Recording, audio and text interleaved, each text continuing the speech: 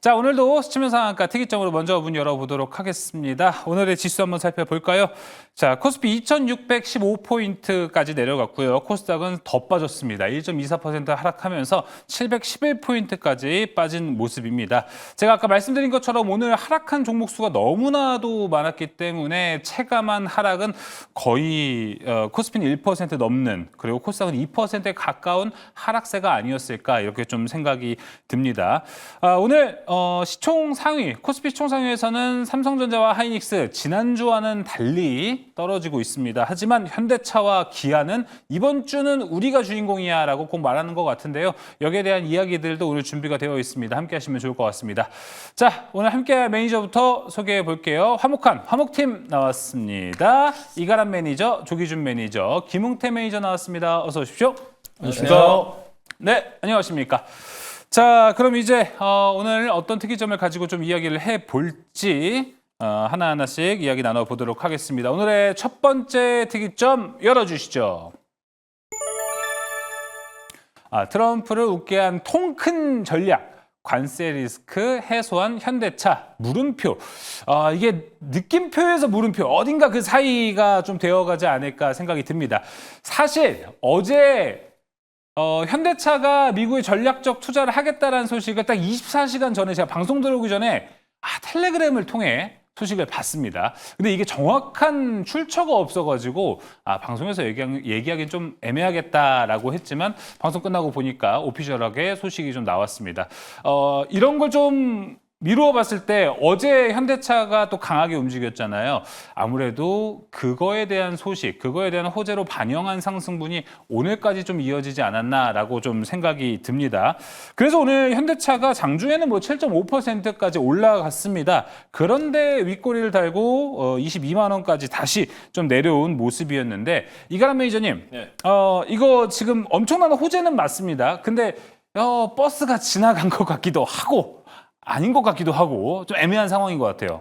사실 이게 지금과 같은 증시 상황이 아니었고 만약에 공매도 재개를 앞두고 있던 상황이 아니었다라고 한다면 아마 오늘 자동차 관련된 종목들, 특히나 부품사들이 다 아래자리에 깔려있기 때문에 오늘은 지금 완성차보다도 부품사들 쪽에서 아마 굉장히 큰 강세가 나왔을 것으로 전망되고 있는 건데, 약간 공매도를 앞두고 있다 보니까 아무래도 급등 시에는 자꾸 매도가 나오는 증시라서 오늘 좀 덜 간 게 아니었나라고 생각을 합니다. 이미 지금 이쪽 같은 경우 사실은 이게 뜨기 전에 지금 사실 해외 쪽에서 언론 보도 나왔을 때부터 어떤 게 나왔냐면, 먼저 이제 트럼프 쪽에서도 이제 뭔가 상호 관세나 관련해서 좀 유연한 관세가 들어갈 것이다. 그에 따라서 자동차와 반도체 제약 같은 경우에는 4월 2일 날 나오지 않고 그 뒤에 나올 수 있다라는 코멘트가 나오면서 원래 좀 어제부터 이미 올라왔던 상황이었는데, 그러고 난 다음에 이제 저녁 시간대에 현대차가 정확하게 미국에 투자한다라는 소식도 올라준 것 같습니다. 그래서 어저께는 원래 보통 완성차만 올라가지고 부품주는 잘 못 갔었는데 어저께 부품주와 같이 가길래 뭔가 싶었는데 이제 그 내용이 나와준 것 같고요. 잠깐 내용 좀 보고 가게 되면, 지금 사실 30조 원 자체가 사실 이거를 한국에다 투자했다면은 정말 엄청난 일자리가 더 생기는 건데, 네. 아쉽게도 미국으로 간다는 점이 좀 아쉽긴 합니다만은 일단은 미국 쪽에서의 굉장히 큰 지금 이슈를 만들고 있는 게 지금 이쪽에 대한 섹터를 만들어주고 있는 것 같고요. 자동차뿐만 아니라 지금 철강까지 같이 가겠다라는 모멘텀인 거라서, 그뿐만 아니라 지금 로봇과 지금 자율주행 쪽까지 같이 가겠다라고 하는 상태이기 때문에 아마 증시가 좀 더 풀려지게 되면 더 좋지 않을까라고 생각을 해봅니다. 자, 그러면서 이제 지금 공장에 대한 위치를 보게 되면 엘리바바뿐만 아니고 조지아도 더 커지고 있는 것이고, 지금 현대기아차 자체가 미국 내 판매량을 더 올려보겠다는 관점을 가져가 볼 수가 있을 것 같고요. 그렇지 않아도 원래 현대기아차 같은 경우는 미국 내에서 판매량이 이렇게 계속 올라가는 상태였습니다. 올라간 상태였었고, 여기서 이제 관세에 대한 리스크, 그다음에 지금 보조금 받는 거에 축소되는 거 아니냐. 물론 지금 보조금 받는 게 크지 않았겠지만 약간 미국에서 뭔가 혜택 받고 있던 게 주는 것이 아닐까라는 그런 우려감 때문에 주가가 약세가 나타나주고 있었는데, 이젠 정확하게 미국 쪽에서 어떠한 것들, 관세부터라도 약간 혜택을 받기 시작하는 게 현대 기아차다라는 관점을 봤을 때도 결국 이제 자동차 판매량에 대한 데이터들만 조금만 더 올라가 주기 시작한다면 다시 한 번 더 올라갈 수 있지 않을까라는 생각을 해볼 수가 있겠고, 다만 이제 투자금액 자체가 원체가 크기 때문에 그럼 이제 남아있는 현금들이 거의 없는 거 아니냐라는 얘기가 나올 정도긴 합니다. 그래서 오늘 같은 날 지금 자동차 관련 종목들이 올라가다가 내려간 모습도 분명히 있었는데 네.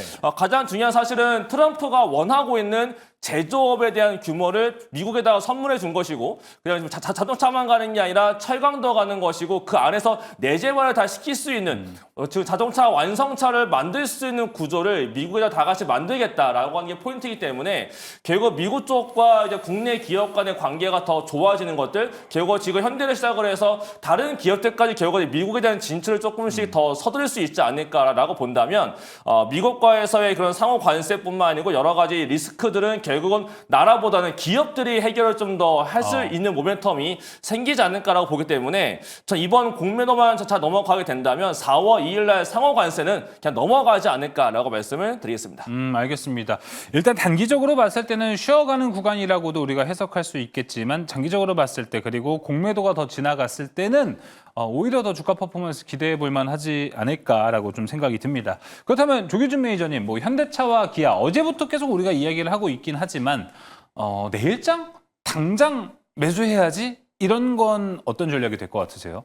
현대차를 매수하는 전략은 좋아 보이지는 않습니다. 일단 왜 그러냐면 일단 이제 25년부터 28년까지 이제 3년 동안 이제 투자를 한다고 하는데 이제 그거는 그러니까 이제 실제적으로 이제 자동차 공장을 짓는 게 하루아침에 지어지는 게 아니기 그쵸. 때문에 그다음에 그 많은 돈을 재원을 어떻게 마련할 거냐. 그러니까 이게 또 역설이거든요. 그래서 오늘 이제 뭐 그걸 하려면은 현금 플러스 이제 유상증자도 해야 되는 상황일 수도 있고 그런 상황이기 때문에 의외로 그게 무조건 호재만은 아니다라는 생각이 들고 오늘 윗꼬리를 좀 달기도 하고 그러면서 이제 보시면 될 것 같은데 현대차만 가는 게 중요한 게 아니고 수많은 자동차 부품사들이 따라가야 되거든요. 그러니까 자동차에 들어간 타이어부터 시작해서 뭐 여러 가지 뭐 수만 개의 부품사들이 그쵸. 하나 네. 둘씩 이제 다 갈 수 없는 거거든요. 그러니까 중소기업단에서는 이제 거기다가 미국을 진출할 수 있는 회사도 있겠지만은 못 따라가는 기업도 많거든요. 그래서 그걸 과연 한꺼번에 갈 수 있나라는 생각 들기도 하고 그러면서 그러니까 부품단, 그러니까 뭐 따라가지 못하는 부품은 과연 관세를 매길 거냐라는 생각도 들고 그래서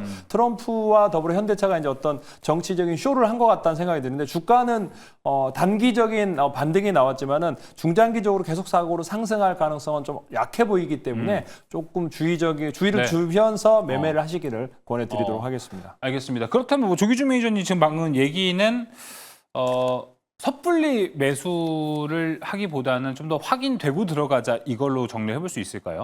확인되고 들어가야 될 것 같고 지금 이제 상황이 사실은 현대차, 기아차는 올랐지만은 시장이 오늘 밀렸어요. 코스닥도 700선, 코스피도 2600선을 위협하는 상황이고 이 상황이 제가 보기에는 이제 공매도를 오늘 그러니까 외국인들은 사실 코스닥을 1000억 정도 그러니까 800억 코스 팔았다가 나중에 봤더니 매수를 했더라고요. 그러니까 그러면서 코스피도 지금 1000억이 넘지 않는 매도가 나오는 상황에서 기관들이 먼저 선제적으로 팔았다라고 보시면 될 것 같고 그러면서 이제 대차 잔고가 뭐가 늘었는지를 보면서 시장에 보면은 이제 뭐 에코프로 BM이라든지 뭐 이런 대차 잔고가 늘어났거든요. 그래서 오늘 하락하는 종목들이 대차 잔고가 그러니까 뭐 제가 이걸 한번 본다고 그러면 코스닥에 이제 500만 주 계속적으로 이제 최근에 석 달 동안 는 게 에코프로 BM, HLB 뭐 이런 것들이 대차 잔고 늘고 또 삼성전자부터 시작해서 이제 공매도를 때려야 되겠다라는 생각에 이제 기관들이 이제 오늘 그러니까 사실 시장을 하락시키는 주범은 기관이었습니다. 그러니까 연기금도 매수를 안 했고 그러면서 이제 삼성전자를 매수는 안 했지만 이제 하이닉스를 또 팔면서 시장을 좀 하락하지 않았나라는 생각이 들고 있고 그래서 트럼프가 이제 관세 문제에 대해서 협상을 해서 이제 이런 어떤 긍정적인 미국 시장의 상승세가 나왔지만 우리 시장은 지금 그거랑은 상관없이 공매도라는 가장 큰 넘어야 될 산이 있기 때문에 우리 시장 그때까지는 관망을 하면서 4월 초까지 시장을 조금 떨어져서 관망하는 게 저는 좋아 보인다라는 생각이 듭니다. 알겠습니다.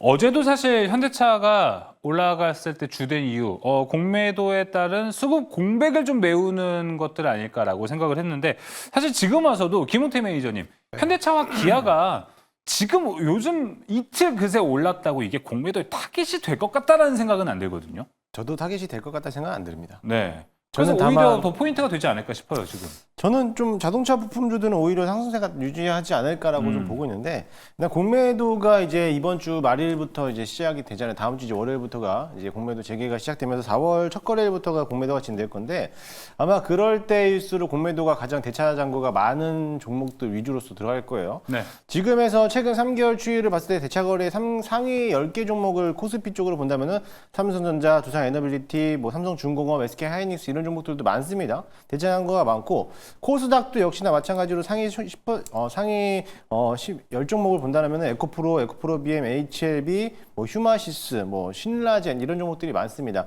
근데 상위 10% 안에 상위 10종목이라고 하더라도 이 종목들이 꼭 그 공매도 대상이 되는 거 아니라 유통 물량에 대비해서 대차 잔고가 얼마만큼에 대해 늘어났는지만 좀 평가를 해보시면 좋을 것 같아요. 그랬을 때 지금에서 외국인들이 매수세가 들어오는 거는 주가를 끌어올리기보다는 앞서 이제 공매도에 대한 재개가 있기 때문에 그로 인해서 이제 어떻게 보면은 대차 잔고를 늘려가고 있는 모습이 되지 않을까라고 보고 있고, 저도 오늘 장 끝나고 나서부터 이제 공매도 관련된 종목들을 여러 가지로 좀 옥석 가리기 좀 해놨는데, 아마 그 종목들을 좀 한다면 저는 오히려 2차 전지, 그러니까 자동차 부품주들이 간다고 해서 꼭 2차 전지가 따라가는 게 아니거든요. 그래서 2차 전지에 대한 섹터들이 좀 조심성 있게 접근해 볼 필요성이 있을 거로 보여지고, 특히나 오늘 같은 시장에서 현대자동차가 굉장히 많이도 올라왔는데, 자동차 부품주들이 올랐다라고 해서 다른 종목들은 왜 안 갈까라고 했는데, 아마 이 섹터 내 섹터 간에 대한 순환매가 돌지 않을까. 왜냐하면 현대자동차가 지금 자동차에만 86억 달러를 이제 투자한다는 소식도 했고, 부품이라든지 물류, 철강 쪽에다가는 61억 달러, 그리고 미래산업, 이렇게 즉 AI라든지 뭐 에너지라든지 로봇 산업에게는 뭐 63억 달러 정도를 이제 투자한다는 소식이 했는데, 마찬가지로 오늘 만약에 자동차 부품주들이 이런 소식 때문에 올라왔다라고 하면은 아마 이게 순환매로 돌리면은 다시 한번 철강이라든지 이제 부품 쪽에 대해 다시 한번 순환매가 돌릴 수 있고, 로봇이라든지 에너지 산업 관련된 기업들도 수혜를 받을 거기 때문에 오늘 시장이 눌렀다 하더라도 좀 기다린다면은 어차피 섹터 간의 순환매 돌리면서 순차적으로 주가가 올릴 수 있으니까는 그 점을 참고하시면서, 오늘 내렸다고 해서 팔고 자동차 부품주를 갈아타는 게 아니라 오히려 가지고 있으면 기다렸다가 올라왔을 때 파도 늦지 않을 거라고 좀 보고 있습니다. 네, 충분히 한 템포 쉬고 또 올라갈 만한 뉴스이고 또 호재가 여러 붙을 수도 있는 이슈이기 때문에 조금 장기적으로 바라보는 관점도 필요할 것 같습니다. 자, 그럼 조기준 매니저님, 우리가 여기 좀 바라봤을 때 이제 현대차처럼 미국에 또 이제 투자를 한다라고 하면서 트럼프의 이 관세 혜택도 좀 받을 수 있는 차기에 또 어떤 기업들이 있을지가 궁금합니다. 뭐 사실 현대차가 미국을 간다고 하니까 현대차랑 좀 끼워서 따라갈 수 있는 기업들도 몇 있을 것 같기도 하고, 지금 뭐 철강에서도 이쪽에 대한 기대감 좀 받을 것으로 보이는데 어떻게 좀 보십니까?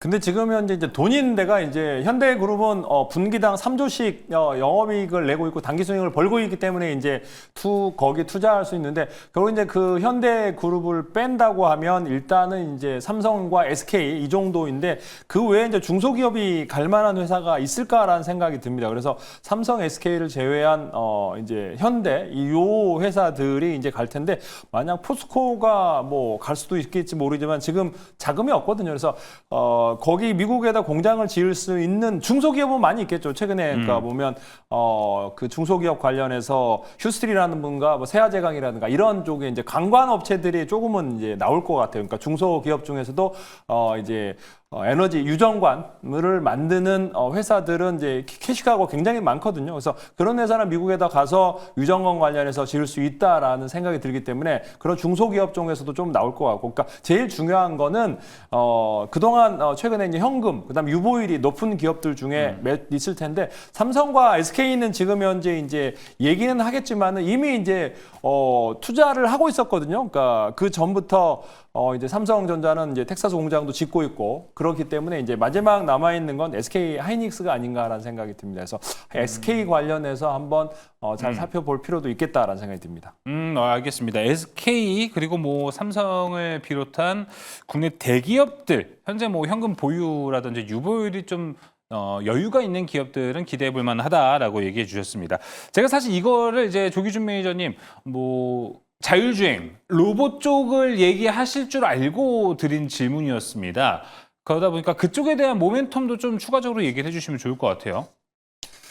일단 뭐 현대가 지금 현재 요 관련해서 결국엔 삼성, 현대 로봇과 기아가 이제 앞으로 이렇게 미국에다가 잘 보여야 되는 게 상장이 하나 있거든요. 아틀라스를 상장했을 때 저번에 기사에는 10조였는데 이제는 오늘 기사에 보니까 30조를 육박한다라는 생각이 들면서 이런 얘기를 해놓고 아틀라스 결국에는 상장하지 않을까. 지금 최근에 하반기에 들어서 이제 아틀라스가 결국에는 이제 현대차 공장, 자동차 공장에서 휴머노이드 로봇으로서 사람 일을 대체할 거다라는 얘기가 기사가 계속 나오고 있거든요. 그래서 얼마나 빠르게 이게 이제 실현 가능한지. 그러니까 현대 기아가 지금 현재에 놓여 있는 상황에서 보면은 저는 그러니까 지금 자동차 관련해서 미국 진출했다고 해서 올라가는 것보다는 네. 실제적으로 아틀라스가 상장하고 그다음에 그와 관련된 재료가 나왔을 때 현대 기아 뭐 이런 쪽에 그다음에 글로비스 상승세가 더 가파를 수 있겠다라는 생각이 듭니다. 그래서 지금 이제 자동차 관련해서 투자 공장 짓는다고 해서 올라가는 것보다는 그러니까 아틀라스가 언제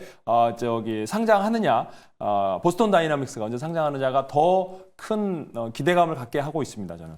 네, 알겠습니다. 아틀라스와 보스턴 다이나믹스의 기대감이 또 현대차를 또 부양해 줄 수 있는 그런 분위기도 나오고 있습니다. 이가람 매니저님은 또 다른 쪽에 대한 생각 좀 있으십니까? 뭐 다른 섹터, 미국으로 또 진출할 수 있는 또 다른 섹터들. 전력기기가 저는 더 진출을 하지 않을까라고 생각을 하고 있는데요. 지금 현대 일렉트릭이랑 LS 일렉트릭, 그다음에 뭐 다른 종목들은 나가 있는 회사가 있는데 산일전기도 지금 미국 내 비중이 굉장히 올라가는 상황이지만 산일전기는 사실 미국의 공장이 아직 없거든요. 근데 그런 상황 속에서 미국 쪽 투자를 할 수 있다라는 언급이 한번 나왔었기 때문에 아마 이런 식으로 지금 국내 기업들이 실제 미국에 진출해서 수혜를 보는 게 보여지기 시작하게 되면 아마 미국에서 판매가 잘 되고 있지만 미국에 공장이 없는 전력기기 안에서는 산일전기도 결국은 미국에 투자를 해야 되지 않을까라고 생각이 들고 있어서 이런 식으로 미국 내에서 수혜 보는 업종들 결국 전력기기 쪽이 좀 더 나아가지 않을까라고 생각을 하고 있습니다. 전력기기까지 한번 같이 보면 좋을 것 같습니다. 자, 그럼 김우태 매니저님. 자동차 섹터가 월요일, 화요일 어제보다는 조금 오늘 약해지긴 했습니다. 하지만 이쪽 섹터를 우리가 바라본다면 어느 종목을 좀 바라볼지도 이야기를 한번 나눠볼게요. 종목 압축합니다. 김우태 매니저님. 저는 오히려 자동차 부품주들은 이미 한번 올라왔기 때문에 지금에서 접근하는 것보다는 저는 로봇 쪽으로 한번 수급이 이동되지 않을까라고 보고 있습니다. 앞서 이제 조기주 매니저님께서 말씀해드렸듯이 이제 보스턴 다이나믹스에 대한 이제 투자하고 이런 아틀라스에 대한 이제 자동차 공장에서 투입되는 모습들, 그러면 산업 물류와 자동화에 대한 시대가 이제 휴머노이드 로봇들이 들어가고 있는데 그와 관련된 기업들을 손꼽아서 본다라고 하면은 오히려 클로버 같은 종목들이 오늘 이제 장중에 거의 9% 정도 밀려났기 때문에 저점에서 좀 매수해봐도 되지 않을까라고 좀 보고 있고요. 클로버뿐만 아니라 이번에 새롭게 상장됐던 종목들 중에서 TXR 로보틱스라고 하는 종목도 마찬가지로 이 기업도 산업 물류 자동화할 수 있는 이제 기업으로 보고 있는데 이 기업들도 앞으로에 대한 주가 흐름들을 잘 한번 보시면 좋지 않을까. 왜냐하면 클로봇이라든지 TXR 로보틱스 같은 경우는 실적이 찍히고 있는 기업이기 때문에 오히려 이런 종목들은 이제 앞으로 로봇 섹터들 안에서는 이 현대차와 또 맞불려서 하는 기업과 또 TXR 로보틱스 같은 경우는 삼성전자와 LG 이노텍 이런 기업들하고 협력사로도 갖고 있기 때문에 오히려 주가가 탄력적으로 움직이지 않을까 기대를 좀 해보고 있습니다. 알겠습니다. 완성차 부품 한 바퀴 돌았고 그 다음 또 우리가 볼 수 있는 곳은 로봇이 아닐까 이야기했습니다. 자, TXR 로보틱스 그리고 클로봇 이야기했습니다. 자, 조기준 매니저님 종목 한번 들어보겠습니다. 저는 일단은 이제 그 자율주행 관련해서 이제 SOS랩을 보고 있는데 왜 그러냐면 이제 현대차 모비스가 지금 이제 주행 로봇을 만드는데 그게 모베드라고 하거든요. 그래서 모베드 한 대에다가 두 개의 납품을 한다. SOS 랩이 관련해서 그래서 지금 현재 이제 그 앞으로 그러니까 SOS 랩은 지금 이제 오늘도 자율주행뿐만 아니라 주행 로봇에서도 납품을 할 가능성이 높아 보이는 주식이 이제 요 주식인데 SOS 랩은 지금 현재 김포공항이라든가 뭐 이런 김해공항에서도 지금 현재 이제 관제 관련해서도 라이다 관련해서 납품하고 모베드에다가 그러니까 한 대도 두 대 납품하고 지금 현재 이제 보스턴 다이나믹스에도 지금 이제 얘기가 있다고 하거든요. 그래서 라이다 관련해서 이제 SOS 랩을 보시면 될 것 같고 또 하나가 이제 그 휴머노이드 로봇이 나온다면 이제 직접적으로 산업 현장에서 일을 해야 되는데 굉장히 무거운 걸 들어야 되거든요. 그래서 무거운 걸 들려면 유압 로봇이 유압 액추에이터가 필요하거든요. 그래서 그 유압 액추에이터 관련해서 KNR 시스템을 보시면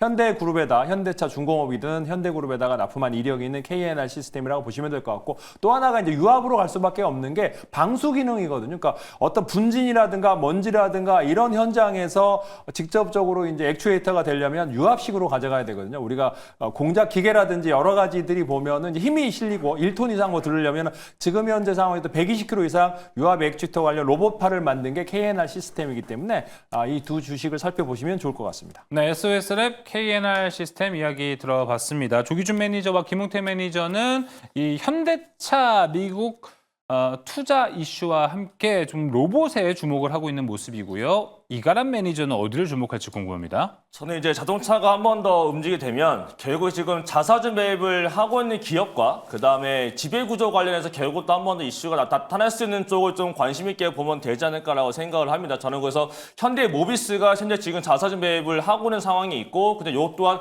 지금 또 차 관련돼서 뭔가 지금 지배구조 관련된 이슈가 있기 때문에 현대 모비스 그다음에 또 다시 또 현대차가 더 커지게 되면 운송 자체가 더 커지는 거기 때문에 현대 글로비스까지 보면 될 것 같은데 이 현대 모비스와 글로비스가 둘 다 지금 현대차에서 아직 안 나온 재료 네. 지금 결국 지배구조에 대한 문제점이 한 번 더 나타날 게 분명하기 때문에 결국 이 두 개를 보시는 게 낫지 않을까라고 말씀을 드리겠습니다. 네, 현대 모비스와 현대 글로비스, 현대차의 지배 구조를 좀 더 살펴봐도 포인트가 될 수 있는 종목들까지 이야기 나눠봤습니다. 네, 첫 번째 특이점 현대차의 미국 투자 이슈를 통해서 함께 확인해 봤습니다. 이어서 두 번째 특이점으로 넘어갑니다. 두 번째 특이점 열어주시죠. 자, 제약바이오. R&D를 늘렸다. H1B의 아픔이 그래도 좀 많이 가시고 있습니다. 그리고 무엇보다 오늘 네이처셀이 엄청난 또 주가 상승을 보여주면서 저는 오늘 조기준 매니저가 바로 생각이 났습니다.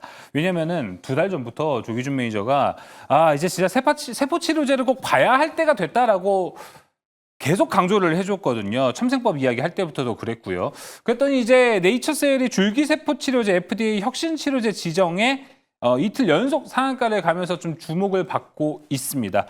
또 조기준 매니저가 대단하다 또 생각이 들었던 거는 오늘도 올릭스가 또 5%가 오르는 날이었습니다. 다시 한번 또 이제 반등을 할 수 있는 날일지도 궁금한데 조기준 매니저님 어떻게 세포치료제가 드디어 움직이기 시작했다. 이게 더 기분 좋으셨습니까? 아니면 올릭스가 모처럼 다시 한번 올라갔다. 뭐가 더 기분 좋으셨습니까?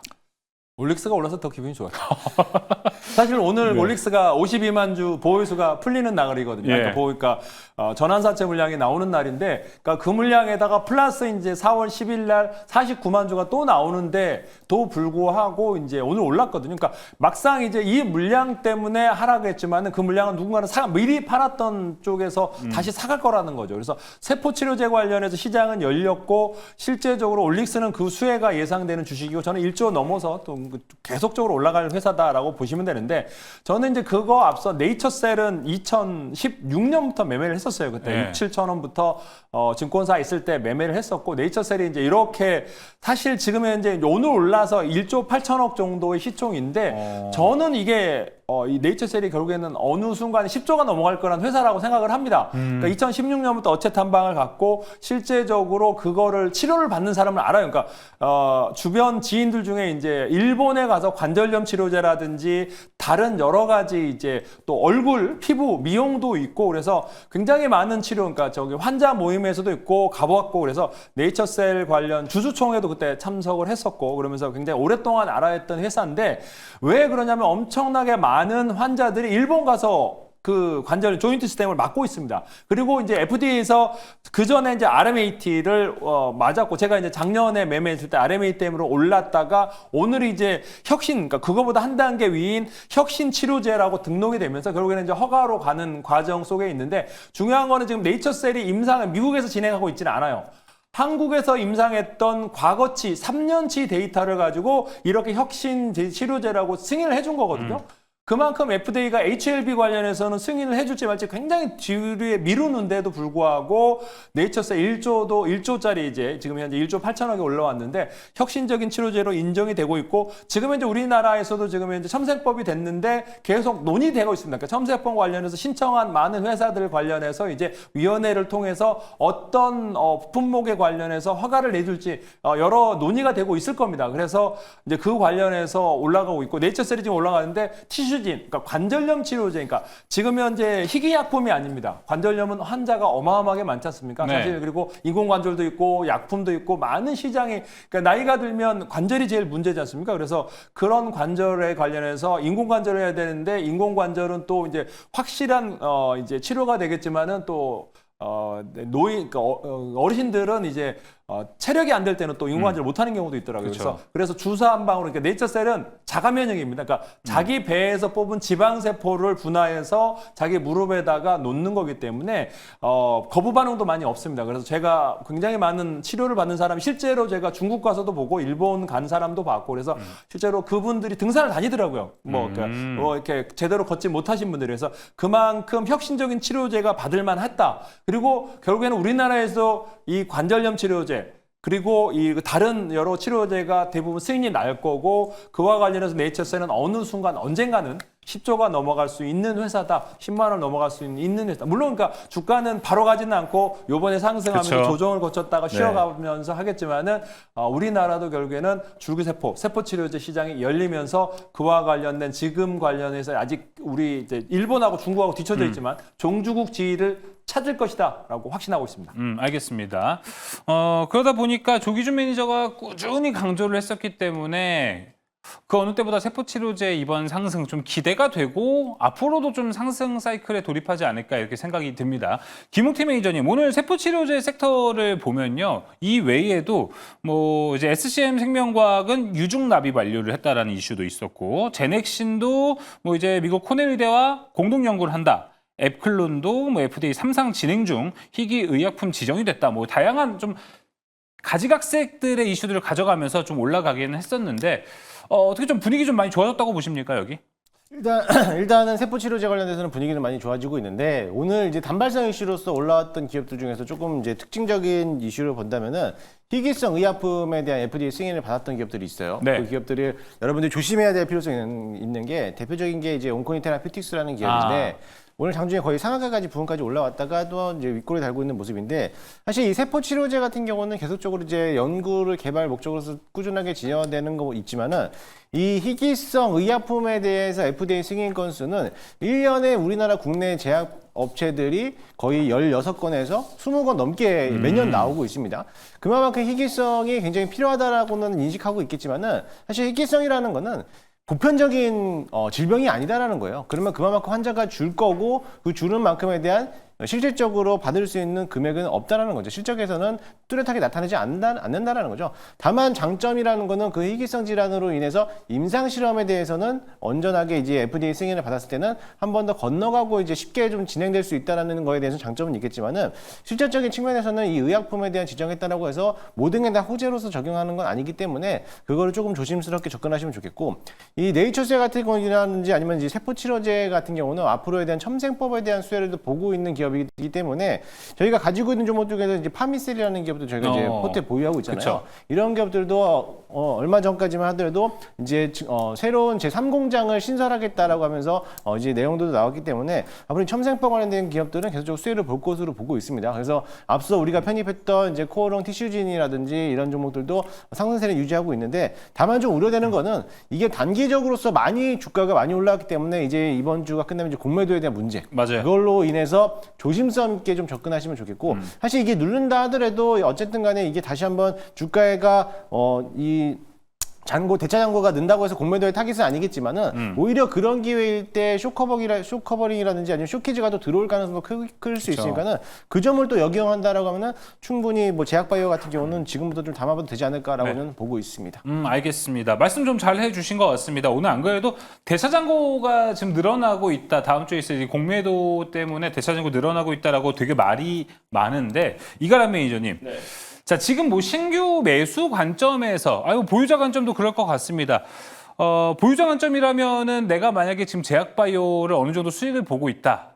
근데 다음 주에 공매도를 하네? 라고 생각이 든다면 한번 털고 갈까? 라고 생각이 들 것 같기도 하고, 신규 매수 관점에서 본다라고 하면은, 공매도 지나고 사야겠다라고도 생각이 들 것 같거든요. 공매도와 제약바이오 상관관계 좀 어떻게 될까요? 일단 제약바이오 같은 경우는 이번 주에 이제 내일부터 이제 나타날 것 같은데 이번 주에 상당히 많은 이벤트가 있습니다. 그 이벤트와 관련된 종목들은 그 이후에 대한 반응을 보면서 판단하시는 게 저는 제일 좋을 것 같고요. 그다음에 바로 또 그 뒤 이어서 또 이벤트가 있다라고 한다면 뭐 굳이 정리할 필요는 전 없다라고 생각을 하고 있고 그거 이외에 뭔가 빠른 이벤트가 빠른 모멘텀이 없는 종목들 같은 경우는 조금 정리를 하고 난 다음에 다시 보시는 것도 좋지 않을까라고 생각을 합니다. 그 이유는 제가 지금 보고 있는 자료 보면서 같이 말씀드리면 더 좋을 것 같은데요. 네. 지금 공매도 재개 전후에 대한 지금 데이터가 있는데 제가 뽑아놓은 자료도 있지만 그거 이외에 지금 증권사가 올려놓은 자료부터 보겠습니다. 이게 좀 공매도 재개 전에 제가 통계내 보니까 공매도 재개 전까지 올라가다가 전 직전 일주일 전부터 약해지고 그 다음에 한 일주일 정도 더 내려갔다가 결국 한 달 정도 바스를 그리고 난 다음부터 다시 올라갔던 게 과거의 데이터인 겁니다. 옆에 표처럼 결국 한 달 동안 약하지만 그 다음에 올라갔다는 게 있고 그거 이외에도 코스피뿐만 아니라 코스닥까지 같이 올라갔던 경험이 과거에 있기 때문에 오히려 공매도 때 저점이 나오게 되면 그때가 진짜 저점이었다는 경우가 상당히 많다는 거를 기억하시면 좋을 것 같고요. 그런 상황 속에서 우리가 봐야 될 거는 결국 이제 거래대금이 줄고 있다는 건데 최근에 거래대금 추이가 엄청나게 줄었습니다. 그렇다는 얘기는 그만큼 지금 외국인들과 기관, 특히나 기관들이 완벽하게 관망하고 있기 때문에 공매도 재개 이후에 기관들의 매수가 들어오는지가 저는 가장 중요하지 않을까라고 생각을 하고 있어서 요거 잘 보면 좋을 것 같고요. 그냥 마지막으로 이제 증시에 대한 불안감인데 제가 봤을 때 저는 불안감보다는 기대감을 가져보자라고 말씀드리고 싶은데 지금 25년도 1분기에 대한 영업이익 추정치가 하향 조정이 지금 거의 끝났습니다. 그렇다는 얘기는 1분기 발표, 결국 4월 달부터인데 4월 8일 삼성전자로부터 해서 1분기 잠정치가 나타나게 되면 결국 4월 달 이런 추정치가 다시 떨어지기보다 올라간다. 결국 1분기 때부터 서프라이즈가 대부분 나오게 될 것이고 그런 기조가 2분기까지 이어진다고 한다면 공매도 때문에 수급적인 이벤트들은 제가 과거 통해서 봤을 때 공매도 날이 보통이 저점이었었고 공매도 다음부터 박스권을 그리다가 올라갔다는 점을 본다면 결국 3월달 말과 4월달에 공매도 이슈로 빠지는 지금의 상황에서는 국내 증시가 영업이익 전망치가 올라가는 주간이기 때문에 아마 외국인들은 공매도 이후에 다시 매수가 들어올 것 같고요. 기관들 또한 공매도 이후에 대한 매수세가 다시 들어올 걸로 전망이 되는 만큼 오히려 지금 시기 때 유망한 종목들에 대한 저점 매수를 언제 할지에 대한 고민만 하면 되지 뭐 크게 문제가 될 만한 상황은 아니다. 결국 단기 리스크로만 보시는 게 가장 좋을 것 같습니다. 알겠습니다. 단기 리스크로 보자. 그리고 이가람 매니저님이 한 2주 전인가요? 막 그때도 시장 어려울 때 얘기했던 것 같습니다. 4월부터는 좀 좋아질 것 같다라는 이야기를 했는데 그것도 지금 이 데이터의 시나리오인 거죠? 그렇죠. 지금 미국 쪽 봤을 때도 결국 3월 말, 3월 중순까지 안 좋았다가 3월 말에 올라올 거다 데이터였는데 실제 지금 미국장이 3월 말 되니까 올라오기 시작하거든요. 미국장 같은 경우는 데이터상 봤을 때 4월 중순까지 결국 4월 2일 날 헤드라인 쪽에서 상호관세 관련된 큰 악재가 나오지 않으면 4월 중순경이 이제 미국이 세금 납부하는 기간도 오고 그다음에 빅테크들의 1분기 발표가 나오기 때문에 보통 미국은 4월 중순까지는 반등장을 노려보자는 데이터가 있다는 걸 봤을 때 결국은 글로벌의 흐름을 무시할 수는 없거든요. 그래서 저는 국내 증시도 결국은 바닥권을 잡으면서 반등을 시도할 거기 때문에 4월 중순 이후로 본다면은 결국 국내장도 반등으로 보시는 게 맞지 않을까라고 말씀을 드리겠습니다. 알겠습니다. 자, 그러면 이제 시장에 대한 그림도 좀 그려봤습니다. 제약바이오 많은 분들 궁금해하실 것 같고 그 누구보다 먼저 이 세포치료제 얘기를 했기 때문에 더 많은 종목, 더 좋은 종목 갖고 있을 것 같습니다. 조기준 매니저님 종목 들어볼까요?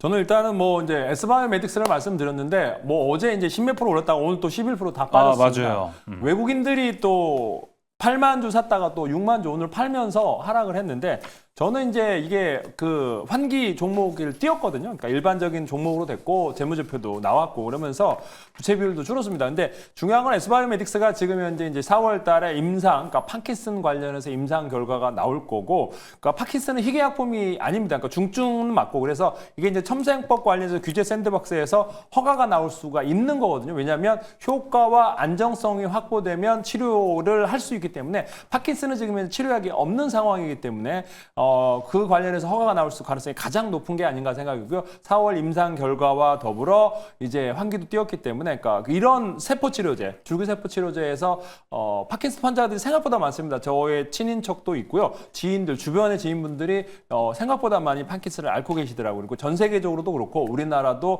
환자가 많기 때문에 이와 관련된 치료를 하는 S바이오메딕스를 보시면 될 것 같고 또 하나가 이제 올릭스인데 이제 말씀드린 대로 이게 오늘자에 이제 52만 주 전환되면서 이제 하락을 했어요. 그러니까 그것 때문에 하락했는데 여기에 이제 어제 저녁에 장 끝나고 나서 또 49만 주 물량을 신청하라 하면서 4월 10일 날 나온다고 하니까 빠지는 거 아니냐라고 했는데 그것 때문에 기다렸다는 듯이 올라오고 있거든요. 지금 현재 일라딜랑 본계약을 비만 관련해서 그것 5월 달에 이제 우리 제파운드 허가가 나올 거고 이제 그 관련해서 위고비랑 경쟁을 할 텐데 제파운드가 일라딜리 어떤 비만 치료제입니다. 그러면 그 관계사로 올릭스가 있기 때문에 지금 이제 나오는 물량을 솔직히 물량이 있다면 안 나왔을 때가 더 악재입니다. 그러니까 이게 이제 전환해서 물량이 나왔을 때 이제 가장 매수 찬스가 좋다라고 생각이 되기 때문에 이런 하락세, 조정 시에 매수 찬스로 기회로 보시면 좋을 것 같습니다. 네, 조기준 매니저의 원투펀치 나왔습니다. 올릭스와 S바이오메딕스 이어서 김웅태 매니저의 종목 들어볼게요.